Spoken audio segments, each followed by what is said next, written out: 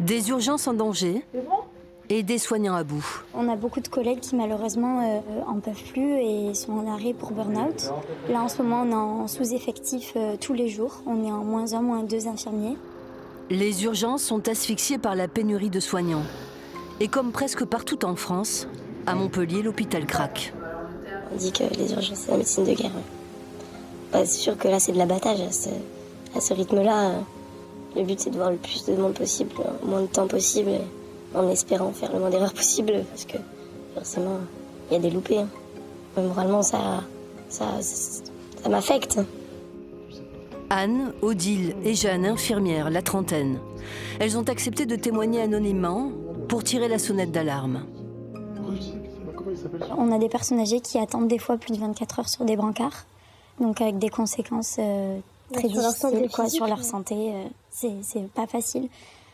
Qui souvent doivent rester à jeun, donc ça aussi, ils veulent boire, ils veulent manger, mais on peut pas en fait, puisqu'on attend des résultats de scanner, parce qu'on attend des résultats de prise de sang, etc. Parce qu'ils sont toujours pas passés en box et que voilà, c'est très compliqué. C'est l'enfer. Ouais. Et c'est inhumain parce que on voit tous ces patients qui attendent soit dans des couloirs, dans des lieux qui sont pas appropriés, donc des secteurs sauvages comme on les appelle, parce que c'est des secteurs qui sont pas surveillés par des personnels médicales. Donc ces patients attendent là, seuls. Donc des fois, ça a des conséquences qui peuvent être dramatiques. C'est compliqué de voir ça, en fait. Oui, ça peut aller jusqu'au décès d'une personne. C'est des années et des années de politique, de fermeture de lits, de coupes budgétaires. Et là, maintenant, on arrive à un épuisement du personnel soignant. Un système malade et des soignants en détresse mobilisés dans toute la région pour rendre ces lettres de noblesse à l'hôpital public. Les urgences vont mal et rien n'est fait pour améliorer la situation. Ils réclament un vaste plan de formation afin de permettre des recrutements massifs. La CGT demande aussi le retour des agents non vaccinés, faire preuve d'un peu de bon sens pour soulager les urgences cet été.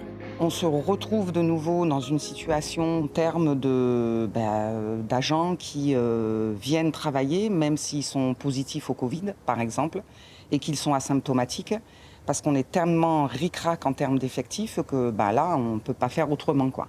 Alors qu'on a à l'extérieur des gens qui, certes, ne sont pas vaccinés. Est-ce qu'on ne pourrait pas réfléchir à une manière sensée, intelligente et qui soit sécuritaire pour tout le monde, les faire revenir, ceux qui souhaitent.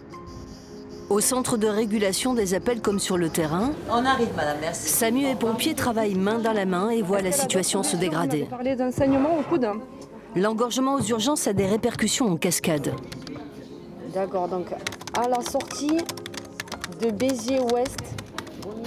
Nous ressentons cet engorgement aux urgences par des temps d'attente pour décharger les victimes que nous avons à bord de nos ambulances qui se rallongent et qui du fait mobilisent un certain nombre d'ambulances, des fois 5, 6, 7 ambulances pendant plus d'une heure, voire 1h30 en attente dans les différents services d'urgence du département. Et du coup, quand nos agents sont retenus dans les ambulances au service d'urgence, forcément ils ne sont pas dans les camions pour aller éteindre les feux. Donc oui, c'est une contrainte importante que l'on vit au même titre, je dirais, que la population. Épuisées, Jeanne, Odile et Anne envisagent de plus en plus sérieusement de rendre leur blouse. On ne fait pas ce métier pour travailler comme ça, pour devoir tout faire rapidement, pour avoir à peine le temps de parler aux gens. On fait ça pour le côté humain aussi. Et là, on le perd petit à petit, le côté humain. À Montpellier, en grève depuis plusieurs jours, les personnels des urgences attendent une réaction des décideurs pour sauver l'hôpital et arrêter l'hémorragie des départs.